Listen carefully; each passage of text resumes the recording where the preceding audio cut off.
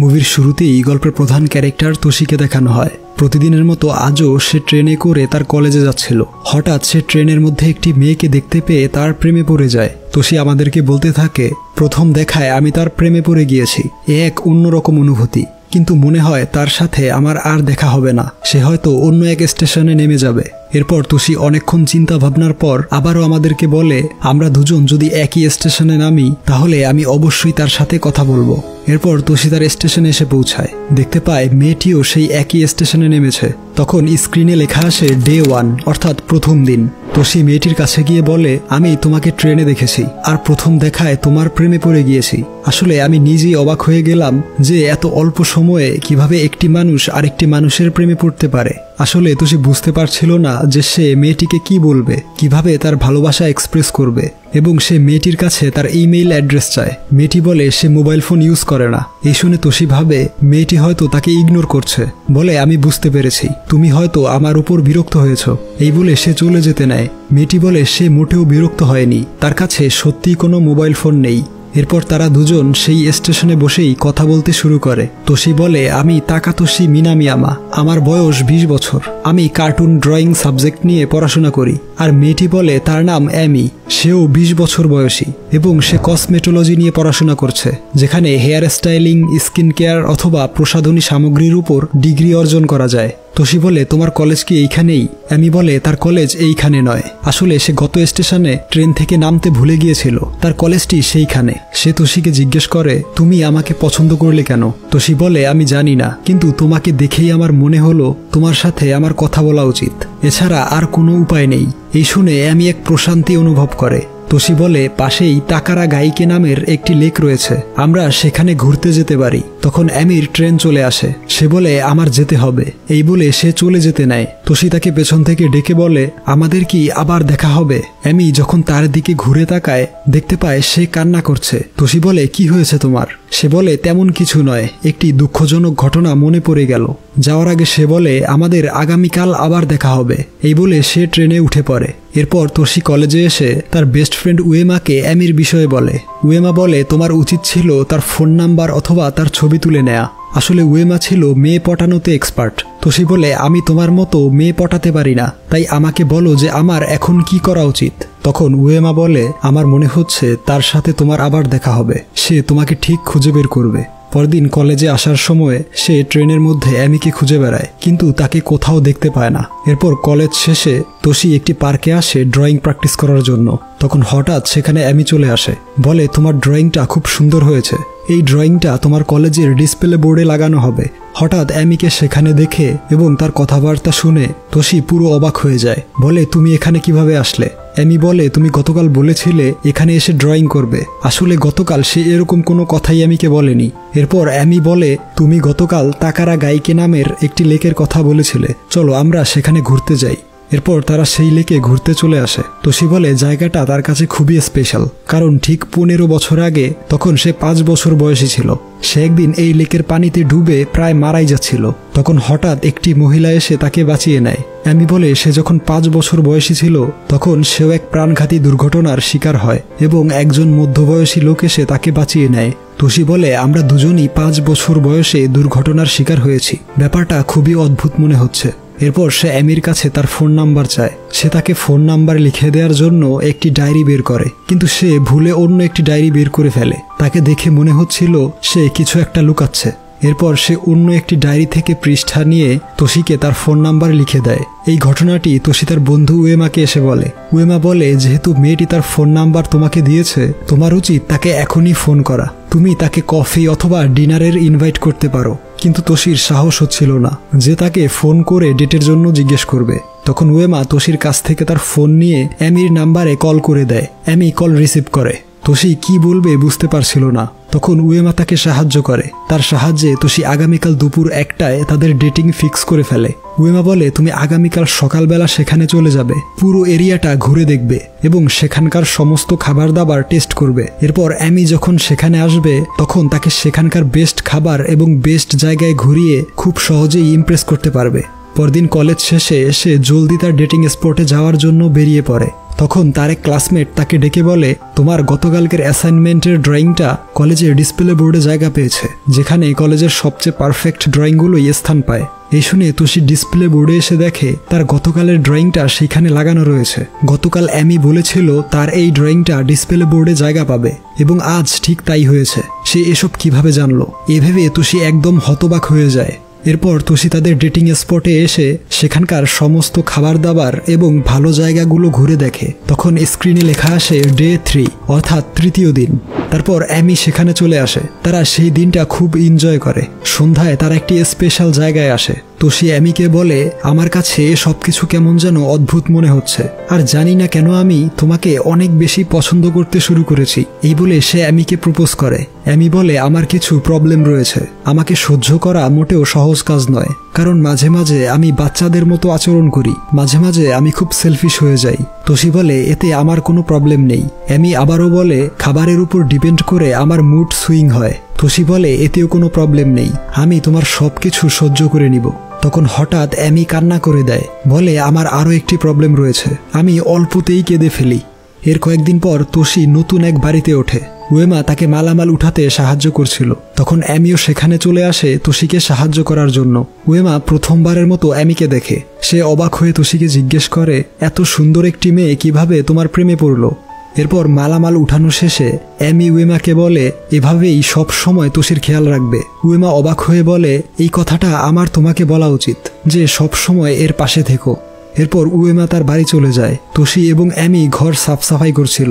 তখন মালামাল গোছানোর সময় অ্যামি ছোট একটি রহস্যময় বক্স দেখতে পায়, যেটা লক করা ছিল। তোশি বলে, এই বক্সটা সেই মহিলাটি তাকে দিয়েছিল, যে ছোটবেলায় তার জীবন বাঁচিয়েছে। তার জীবন বাঁচানোর 5 বছর পরে সেই মহিলাটির সাথে তোশির আবারও দেখা হয়। তিনি তাকে এই বক্সটি দিয়ে বলেন, এটা এখন খুলবে না, যখন সঠিক সময় আসবে তখন তুমি নিজেই বুঝতে পারবে, আর এই বক্সটা তখনই খুলে দেখবে। তোশি বলে, আমি তার জন্য অপেক্ষা করছি, যদি কখনো আবার তার সাথে দেখা হয় তখন তার অনুমতি নিয়ে বক্সটা খুলে দেখব। এরপর তোশি বলে, আমরা একে অপরের নাম ধরে ডাকতে পারি। তখন তারা একে অপরের নাম ধরে ডাকে। আসলে জাপানের সংস্কৃতিতে যখন দুজন মানুষের মধ্যে খুব ভালো সম্পর্ক তৈরি হয়, শুধুমাত্র তখনই তারা একে অপরের নাম ধরে ডাকতে পারে। এছাড়া অপরিচিত কারো নামের পরে মিস্টার অথবা মিস ব্যবহার করে সম্বোধন করতে হয়। এরপর তারা যখন একে অপরের নাম ধরে ডাকে তখন অ্যামি ইমোশনাল হয়ে পড়ে। এরপর রাতের বেলা অ্যামিকে স্টেশন পর্যন্ত এগিয়ে দেওয়ার জন্য তোশি তার সাথে আসে। বাহিরে প্রচণ্ড ঠান্ডা ছিল, তাই তোশি বলে, আমরা কি হাত ধরে হাঁটতে পারি? অ্যামি বলে, হ্যাঁ অবশ্যই। তোশি বলে, হাত ধরার অনুভূতিটা সত্যি অসাধারণ, কারণ এই প্রথমবারের মতো আমি কোনো মেয়ের হাত ধরলাম। এই শুনে অ্যামি আবারও ইমোশনাল হয়ে পড়ে। তো অ্যামির এই বারবার ইমোশনাল হয়ে যাওয়ার ব্যাপারটা আমরা মুভির শেষে বুঝতে পারবো। এরপর অ্যামি ট্রেনে করে চলে যায়, বলে, আমাদের আবারও দেখা হবে, হয়তোবা আগামীকাল। এরপর থেকে তারা প্রায় প্রত্যেক দিন দেখা করে। এভাবে কয়েকদিন কেটে যায়। একদিন অ্যামি তোশির জন্য রান্না করে। তোশি বলে, অ্যামির এই রান্নাটা ঠিক তোশির মায়ের মতো হয়েছে। অ্যামি বলে, সে তোশির মায়ের মতো এই রেসিপিটায় চকলেট ব্যবহার করেছে। এই শুনে তোশি অবাক হয়ে যায়, কারণ তোশি এখনও অ্যামিকে তার মায়ের সাথে পরিচয় করায়নি। এমনকি তার মা এই রেসিপিতে চকলেট ব্যবহার করে এই ব্যাপারেও সে অ্যামিকে বলেনি। তোশি বলে, আমার মনে হয় তুমি ভবিষ্যৎ দেখতে পারো, কারণ তুমি বলেছিলে আমার ড্রয়িংটা কলেজের ডিসপ্লে বোর্ডে জায়গা পাবে, এবং ঠিক সেরকমটাই হয়েছে। অ্যামি বলে, আমি যদি সত্যি ভবিষ্যৎ দেখতে পেতাম তাহলে ক্যাসিনোতে জুয়া খেলে কোটিপতি হয়ে যেতাম। আসলে তুমি যেমনটা ভাবছো আমি মোটেও তেমন নই, আমি খুব সাধারণ একজন মানুষ। এর পরদিন তোশি লন্ড্রিতে যায়। সেখানে উয়েমার সাথে তার দেখা হয়। উয়েমা তাকে অ্যামির বিষয়ে জিজ্ঞেস করে। সে বলে, অ্যামি তার জন্য গতকাল রান্না করেছে। উয়েমা বলে, তুমি তো আমার থেকেও ভালো মেয়ে পটাতে পারো। এই নিয়ে তারা দুজন খুব হাসি ঠাট্টা করে। এরপর দিন স্ক্রিনে লেখা আসে ডে 15, অর্থাৎ 15তম দিন। দেখা যায় অ্যামি তার চুল কেটে দিচ্ছিল। সে খুব ভালো চুল কাটতে পারে, কারণ সে কসমেটোলজি নিয়ে পড়াশোনা করছে, এবং চুল কাটাও তার সাবজেক্টের একটা অংশ। এরপর তারা দুজন একসাথে মুভি দেখে। তোশি বলে, আমি তোমাকে জড়িয়ে ধরতে চাই। অ্যামি তাকে সম্মতি জানায় এবং তারা ইন্টিমেট হয়। দেখা যায় অ্যামি তখনও কান্না করছিল। এরপর রাতের বেলা সে অ্যামিকে স্টেশনে পৌঁছে দেয়। বাড়ি ফিরে সে দেখতে পায় অ্যামি তার গোপন ডায়েরিটা ভুলে রেখে গিয়েছে। যেদিন অ্যামি তাকে ফোন নাম্বার লিখে দিয়েছিল সেদিন এই ডায়েরিটা অ্যামি তার কাছ থেকে লুকিয়ে রাখতে চাইছিল। তাই তোষি ডায়েরিটা দেখেই চিনে ফেলে এবং কৌতূহলবশত সে ডায়েরিটা খুলে পড়তে শুরু করে। ডায়েরির প্রথম পাতায় লেখা ছিল 16ই মার্চ, আজ আমার প্রথম দিন আর তোষির শেষ দিন। আমি তার ছবি আঁকার মডেল হওয়ার জন্য তার কলেজে গিয়েছিলাম। তখন তোষি লক্ষ্য করে দেখে আজ হচ্ছে মার্চের 1 তারিখ। এর পরের পৃষ্ঠায় লেখা ছিল মার্চ 15, আজ আমার দ্বিতীয় দিন। আর তোষির 29তম দিন, আজ আমি তার বাবা মায়ের সাথে দেখা করেছি। এর পরের পৃষ্ঠায় লেখা ছিল 14ই মার্চ, আমার তৃতীয় দিন। আর তোষির 28তম দিন। এভাবেই প্রত্যেকটা পৃষ্ঠায় তারিখগুলো উল্টোভাবে লেখা ছিল। এই দেখে সে খুব অবাক হয় এবং কোনো কিছুই বুঝে উঠতে পারছিল না। তখন পাবলিক ফোন বুথ থেকে তার কাছে ফোন আসে। ফোনের অপর প্রান্তে ছিল অ্যামি। সে বলে, তুমি কি ডায়েরিটা পড়ে ফেলেছো? আমি নিশ্চিত যে তুমি কিছুই বুঝতে পারোনি। তোষি বলে, হ্যাঁ, তুমি ঠিকই বলেছো। অ্যামি বলে, আসলে আমি তোমার কাছ থেকে অনেক বড় একটি গোপন রহস্য লুকিয়ে রেখেছি। আমি তোমার সামনেই এই রহস্য উন্মোচন করব। তাই আগামীকাল তোমার কলেজের ক্লাসরুমে চলে এসো এবং সাথে করে সেই রহস্যময় বক্সটি নিয়ে আসবে। পরদিন তোষি তার কলেজের ক্লাসরুমে এসে অ্যামিকে দেখতে পায়। অ্যামি তাকে বলে, এই পৃথিবীর মতোই আরেকটি প্যারালাল পৃথিবী রয়েছে আর আমি সেই পৃথিবী থেকে এসেছি। তোমাদের এই পৃথিবীর তুলনায় আমাদের পৃথিবীর সময় সম্পূর্ণ বিপরীতমুখী। সহজ ভাষায় বলতে গেলে যেটা তোমার কাছে ফিউচার বা ভবিষ্যৎ সেটা আমার পাস্ট বা অতীত, এবং যেটা আমার কাছে ভবিষ্যৎ সেটা তোমার অতীত। অর্থাৎ তুমি যেটা ভবিষ্যতে দেখবে সেটা আমি অলরেডি দেখে এসেছি। তো এই বিষয়টা আরেকটু ক্লিয়ার করার জন্য অ্যামি তাকে বলে, যখন আমি বলেছিলাম তোমার ড্রয়িংটা ডিসপ্লে বোর্ডে জায়গা পাবে, তখন তুমি হয়তো ভেবেছিলে আমি কোনো জ্যোতিষী যে ভবিষ্যৎ বলতে পারে। আসলে তোমার ভবিষ্যৎগুলো আমার কাছে অতীত হওয়ায় আমি আগেই দেখেছিলাম যে তোমার ড্রয়িংটা কলেজের ডিসপ্লে বোর্ডে জায়গা পেয়েছিল। এরপর দেখা যায় সেই রহস্যময় বক্সটির চাবি ছিল অ্যামির কাছে। তখন তোষির মনে পড়ে যে ঠিক অ্যামির মতো দেখতে একটি মহিলাই তাকে বাঁচিয়েছিল এবং তার 5 বছর পরে এসে এই বক্সটি তাকে দিয়েছিল। সে তার চাবি দিয়ে বক্সটি খুলে ফেলে। সেই বক্সের মধ্যে ছিল একটি ছবি। সেই ছবিতে ছিল তোষি, তোষির বাবা মা এবং অ্যামি। এই দেখে তোষির মাথা ঘুরে যায়, কারণ সে এখনো অ্যামিকে তার বাবা মায়ের সাথে পরিচয় করায়নি। তাহলে এই ছবিটা আসলো কোথা থেকে? অ্যামি বলে, এই ছবিটা তোমার ভবিষ্যতে তুলবে, যেটা আমার কাছে এখন অতীত। এবং যখন তুমি 5 বছর বয়সী ছিলে তখন আমার বয়স ছিল 35। তার 5 বছর পরে তোমার বয়স ছিল 10 এবং আমার বয়স ছিল 30। তখন আমি তোমাকে এই বক্সটা দিয়েছিলাম। তার 10 বছর পর মানে বর্তমানে আমরা এখন 20 বছর বয়সী, কারণ তোমার বয়স স্বাভাবিক মানুষের মতোই বৃদ্ধি পায় আর আমার বয়স আমাদের পৃথিবীর মতোই বিপরীত দিকে যায়, অর্থাৎ কমতে থাকে। এবং এই 20 বছর বয়সটাই হচ্ছে আমাদের জন্য একমাত্র সময় যখন আমরা দুজন সমবয়সী থাকব। যেমন আগামী 10 বছর পরে তোষির বয়স হবে 30 আর অ্যামির বয়স হবে 10, মানে তোষির বয়স বাড়বে আর অ্যামির কমবে। এরপর অ্যামি আরো বলে, আমরা 5 বছর পর পর শুধুমাত্র 30 দিনের জন্যই দেখা করতে পারি, যখন চাঁদের ওয়্যাক্সিং অ্যান্ড ওয়ানিং হয়। অমাবস্যা থেকে পূর্ণিমার সময়টাকে ওয়্যাক্সিং বলা হয় আর পূর্ণিমা থেকে অমাবস্যার সময়কে ওয়ানিং বলে। এটাই ছিল তাদের দুই পৃথিবী এক হয়ে যাওয়ার আসল রহস্য। যেহেতু অ্যামির বয়স উল্টো দিকে অগ্রসর হয়, তাই সে বৃদ্ধ থেকে ছোটবেলার দিকে এগিয়ে যাচ্ছে এবং সে এখনো তার ছোটবেলায় পৌঁছায়নি। তাহলে সে কিভাবে জানলো যে সে 5 বছর বয়সে এক দুর্ঘটনার কবলে পড়েছিল? আসলে আগামী 5 বছর পরে যখন তোষির বয়স হবে 25 এবং অ্যামির বয়স হবে 15, তখন তোষি অ্যামিকে আজকের এই ঘটনাগুলো সম্পর্কে বলবে এবং অ্যামি সেগুলো এই ডায়েরিতে লিখে রাখবে। এভাবেই সে সব কিছু জানতে পেরেছে। অর্থাৎ আমরা যেমন ভবিষ্যৎ সম্পর্কে কিছুই জানি না, ঠিক তেমনি অ্যামি তার অতীত সম্পর্কে কোনো কিছুই মনে রাখতে পারে না। তার স্মৃতি থেকে অতীতগুলো মুছে যায়, তাই সে ডায়েরি দেখে সবকিছু মনে করে। তার ডায়েরিতে যেরকমটা লেখা রয়েছে ঠিক সেরকমটাই করার চেষ্টা করে। তার কথা শুনে তোষি বুঝতে পারে যে অ্যামি তার ডায়েরি অনুযায়ী তার সাথে অভিনয় করছে। ডায়েরিতে যেরকমটা লেখা রয়েছে ঠিক সেরকম ভাবে দিনগুলো কাটানোর চেষ্টা করছে। তোষি বলে, আমাদের গতকাল একসাথে কাটানো দিনগুলো আজ তোমার কিছুই মনে নেই, তুমি শুধু অভিনয় করে যাচ্ছ। তোমার সাথে কাটানো আমার সুন্দর মুহূর্তগুলো ছিল তোমার অভিনয়। এই বলে সে চলে যায়। এরপর তোষি রিয়েলাইজ করে যেদিন তোষি অ্যামিকে প্রথমবার দেখেছিল সেটা তোষির কাছে ছিল তাদের প্রথম দিন, কিন্তু অ্যামির কাছে ছিল তার শেষ দিন।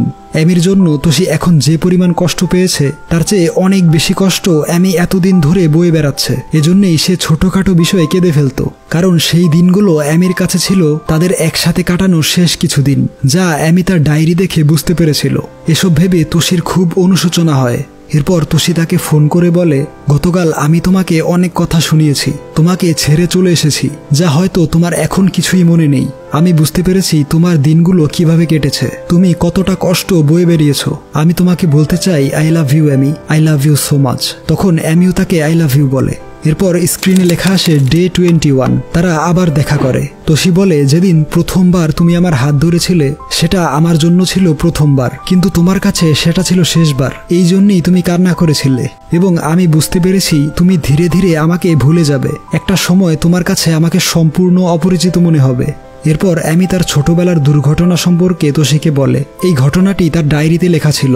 যখন সে 5 বছর বয়সী হবে তখন সে তার পরিবারের সাথে এই পৃথিবীতে আসবে। তখন তোশির বয়স হবে 35 বছর। অ্যামি এবং তার পরিবার একটি উৎসবের মধ্যে দুর্ঘটনায় ফেসে যাবে। তখন 35 বছর বয়সী তোশি এসে নিজের জীবনের ঝুঁকি নিয়ে তাকে দুর্ঘটনা থেকে বাঁচাবে। এরপর থেকে সেই ছোট্ট অ্যামি তোশিকে খুঁজে বেড়াবে, যে তার জীবন বাঁচিয়েছে। এজন্যই সে এখন এত কষ্ট সহ্য করছে, শুধুমাত্র তোশির সাথে কিছু সময় কাটানোর জন্য। এবং এই 20 বছর বয়সটাই তাদের একমাত্র সময়, যে সময় তারা দুজন একে অপরকে আরো ভালোভাবে জানতে পারবে, একে অপরকে ভালোবাসতে পারবে। অ্যামি বলে, আমি এত বছর তোশির জন্যই অপেক্ষা করেছিলাম, যাকে আমি আমার সমস্ত কথাগুলো মন খুলে বলতে পারবো, যাকে আমি ভালোবাসতে পারবো। জানি এই মানুষটাকে আমি চিরদিন ধরে রাখতে পারবো না, সময়ের স্রোতে দুজনকে আলাদা হতেই হবে। কিন্তু এই অল্প কয়েকটা দিনকে আমি আমার ডায়েরির পাতায় চিরস্মরণীয় করে রাখতে চাই। এরপর স্ক্রিনে লেখা আসে ডে 22। আর মাত্র 8 দিন বাকি, অর্থাৎ 8 দিন পরে অ্যামি আবার তার পৃথিবীতে ফিরে যাবে। এবং এর 5 বছর পরে যখন তার বয়স হবে 15, তখন আবার সে 30 দিনের জন্য পৃথিবীতে ফিরে আসবে। তখন তোশি সিদ্ধান্ত নেয় যে বাকি দিনগুলো সে অ্যামির ডায়েরির শিডিউল অনুযায়ী পালন করবে, তাকে খুশি রাখার চেষ্টা করবে। সে অ্যামিকে ফোন করে তার শিডিউল সম্পর্কে জিজ্ঞেস করে এবং অ্যামি তার ডায়েরি অনুযায়ী প্রত্যেকটা দিন উপভোগ করতে শুরু করে। এভাবে বেশ কয়েকদিন কেটে যায়। অ্যামি তার ডায়েরির পাতায় আগামীকালকের শিডিউল দেখে। ডায়েরিতে লেখা ছিল, আজ আমার 2য় দিন এবং তার 29তম দিন।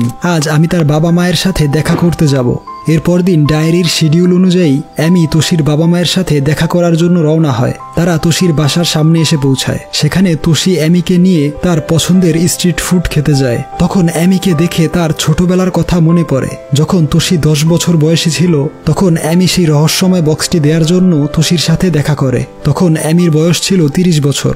সে তোশিকে জিজ্ঞেস করে, তুমি বড় হয়ে কি হতে চাও? তোশি বলে সে বড় হয়ে একজন কার্টুন আর্টিস্ট অথবা কমিক বুক আর্টিস্ট হতে চায়। অ্যামি বলে, তোমার এই স্বপ্নটা অবশ্যই পূরণ হবে। এরপর সিন আবার বর্তমান সময়ে চলে আসে। তোশি অ্যামিকে নিয়ে তার বাসায় যায়। অ্যামিকে তার বাবা মায়ের সাথে পরিচয় করায়। তার মায়ের রান্না করা একটি রেসিপি অ্যামির কাছে অনেক বেশি সুস্বাদু মনে হয়। তিনি বলেন যে এই রেসিপিতে তিনি চকলেট ব্যবহার করেছেন। এই শুনে অ্যামি বলে যে এরপর থেকে সে এই রেসিপিতে চকলেট ব্যবহার করবে, যেটা আমরা মুভির শুরুতেই দেখেছিলাম। যখন অ্যামি তোশির জন্য রান্না করেছিল তখন সে এই রেসিপিটাই তৈরি করে। এমনকি তোশির মায়ের মতো সে ওই রেসিপিতে চকলেট ব্যবহার করেছিল। এরপর খাওয়া দাওয়া শেষে অ্যামি তাদের একটি ছবি তোলে এবং এই ছবিটাই আমরা সেই বক্সের মধ্যে দেখতে পাই, যেটা অ্যামি তোশিকে দিয়েছিল। এরপর ফেরার সময় তোশি বলে, কেন আমরা কখনো এক হতে পারবো না? কেন আমাদের দুজনকে আলাদা হয়ে যেতে হবে? এই বলে সে কান্নায় ভেঙে পড়ে। আমি বলে, আমি সঠিক জানি না যে তোমার এই কান্নার পেছনে আমার কোনো দোষ রয়েছে কিনা। তারপরেও আমি বলতে চাই আই এম সরি, আমাকে ক্ষমা করে দিও। এরপর দিন অ্যামি তার ডায়েরির শিডিউল দেখে, যেখানে লেখা ছিল মার্চ 16, আজ আমার প্রথম দিন এবং তোশির শেষ দিন। আজ আমি তোশির কলেজে যাব তার ড্রয়িং এর মডেল হতে। দেখা যায় অ্যামি তোশির কলেজে আসে। এটা ছিল তোশির কাছে তাদের শেষ দিন এবং অ্যামির কাছে প্রথম দিন। তাই অ্যামি এখন অতীতের কোনো কিছুই মনে রাখতে পারে না, এমনকি তোশিকেও ঠিকভাবে চিনতে পারে না। অ্যামি বলে, গত 30 দিন আমাদের মধ্যে যা ঘটেছে তা আমাকে বিস্তারিতভাবে বলো। আমি সব কিছু এই লাল রঙের ডায়েরিতে লিখে রাখবো এবং এই আকাশি রঙের ডায়েরিতে সেই সবকিছু লেখা রয়েছে যেগুলো তুমি আমাকে 5 বছর আগে বলেছিলে। তখন তোমার বয়স ছিল 25 আর আমার বয়স ছিল 15, যেটা তোমার কাছে এখন ভবিষ্যৎ কিন্তু আমার কাছে অতীত। তখন তোশি তাকে বলতে শুরু করে তাদের দুজনের একসাথে কাটানো গত 30 দিনের সমস্ত স্মৃতিগুলো সম্পর্কে, যে কিভাবে সে প্রথমবার অ্যামিকে দেখতে পায়, কিভাবে তারা একে অপরের সাথে ডেট করতে শুরু করে। আর অ্যামি সবকিছু তার ডায়েরিতে লিখে রাখে এবং সমস্ত ঘটনাগুলো বলতে বলতে তোশি ইমোশনাল হয়ে পড়ে। সে কিছুতেই তার কান্না আটকে রাখতে পারে না। তোশি বলে, কিছু মনে করো না, আমার অল্পতেই কেঁদে ফেলার অভ্যাস রয়েছে। তাদের প্রথম ডেটের দিন ঠিক এই কথাটাই অ্যামি তাকে বলেছিল যে সে অল্পতেই কেঁদে ফেলে। এরপর রাতের বেলা তোশি শেষবারের মতো তাকে বিদায় জানাতে স্টেশনে আসে। অ্যামি তোশিকে জিজ্ঞেস করে, আমি কি একটি ভালো গার্লফ্রেন্ড হতে পেরেছি এবং আমাদের কাটানোর সময়গুলো কি স্মৃতিমধুর ছিল? তোশি বলে, হ্যাঁ, তুমি খুব ভালো গার্লফ্রেন্ড ছিলে এবং আমাদের একসাথে কাটানোর সময়গুলো আমার কাছে চিরকাল স্মৃতি হয়ে রয়ে যাবে। অ্যামি বলে, আজকের পর থেকে আমি তোমাকে ধীরে ধীরে ভুলে যাব, তাই না? তোশি বলে, স্মৃতিগুলো মুছে গেলেও আমাদের হৃদয়টা হবে একটা রিংয়ের মতো, যার কোনো শেষ প্রান্ত নেই। ঠিক যেমন রিংয়ের দুটো প্রান্তই একে অপরের সাথে অবিচ্ছিন্নভাবে মিশে থাকে, তেমনিভাবে আমাদের স্মৃতিগুলোও মিশে থাকবে। তখন ট্রেন চলে আসে। অ্যামিকে তার গন্তব্যে চলে যেতে হয়। এরপর তোশির জীবনে আরো 5 বছর কেটে যায়। এখন সে 25 বছর বয়সী। তখন 15 বছর বয়সী অ্যামি তার সাথে আবারও দেখা করতে আসে। তোশি তাকে সেই ড্রয়িংটা দেখায়, যেটা সে তার শেষ দিনে অ্যামির জন্য এঁকেছিল। তখন তোশি তাদের একসাথে কাটানো সেই দিনগুলো সম্পর্কে বলে এবং অ্যামির সেই দিনগুলো মনে পড়তে থাকে। এখন অ্যামির দিক থেকে সেই দিনগুলো দেখানো হয় এবং গল্পের জটগুলো ধীরে ধীরে খুলতে থাকে। যেদিন অ্যামি ড্রয়িংয়ের মডেল হওয়ার জন্য কলেজে গিয়েছিল, তার কাছে সেটা ছিল তার প্রথম দিন। এরপর তোশি তার বাবা মায়ের সাথে অ্যামির পরিচয় করায়। সেখানে তোশির মা চকলেট ব্যবহার করে একটি রেসিপি তৈরি করে। এর কিছুদিন পর তোশি এক নতুন বাড়িতে ওঠে এবং তখন অ্যামি তাকে সেই রেসিপিটা তৈরি করে দেয়, যেটা তোশির মা তৈরি করেছিল। এরপর একদিন রাতে অ্যামিকে স্টেশনে পৌঁছে দেওয়ার সময় তোশি তার হাত ধরতে চায়। সেটা তোশির কাছে প্রথমবার হলেও অ্যামির কাছে এটাই ছিল তাদের শেষবার হাতে হাত রাখা। এজন্যই সে তখন কান্নায় ভেঙে পড়েছিল এবং তার সময় বিপরীত দিকে চলার কারণে সে আগেই দেখেছিল তোশির সেই ড্রয়িংটা তার কলেজের ডিসপ্লে বোর্ডে জায়গা পাবে। যেটা শুনে তোশি তখন হতবাক হয়ে গিয়েছিল এবং যেদিন তাদের ট্রেনে দেখা হয়েছিল সেটা তোশির কাছে তাদের প্রথম দেখা হলেও অ্যামির কাছে সেটাই ছিল তাদের শেষ দেখা। তোশি সেদিন অ্যামিকে জিজ্ঞেস করেছিল, আমাদের কি আবার দেখা হবে? এই শুনে অ্যামি কান্নায় ভেঙে পড়ে, কারণ অ্যামির কাছে সেটাই ছিল তাদের শেষ দেখা। কিন্তু অ্যামি বলেছিল তাদের আগামীকাল আবার দেখা হবে। এই বলে সে ট্রেনে উঠে আবারও কান্নায় ভেঙে পড়ে। অর্থাৎ এরপরে তাদের আবার 5 বছর পরে দেখা হবে, যখন অ্যামির বয়স হবে 15 বছর আর তোশির বয়স হবে 25 বছর। এরপর সব শেষে দেখানো হয় তোশির যখন 35 বছর বয়স, তখন সে 5 বছর বয়সী অ্যামিকে সেই দুর্ঘটনা থেকে রক্ষা করে এবং যখন তোশি চলে যাচ্ছিল তখন সেই ছোট্ট অ্যামি তাকে বলে, আমাদের কি আবার দেখা হবে? তোশি বলে, আমাদের অনেক আগেই দেখা হয়েছে। এই বলে সে চলে যায় এবং গল্পটি এইখানেই শেষ হয়ে যায়। যারা এখনো এই গল্পটি ঠিকভাবে বুঝে উঠতে পারেননি, দয়া করে ভিডিওটি প্রথম থেকে আরো একবার দেখুন। আশা করছি আপনার সকল কনফিউশন দূর হয়ে যাবে, কারণ এই গল্পটি একটু বেশি কমপ্লিকেটেড।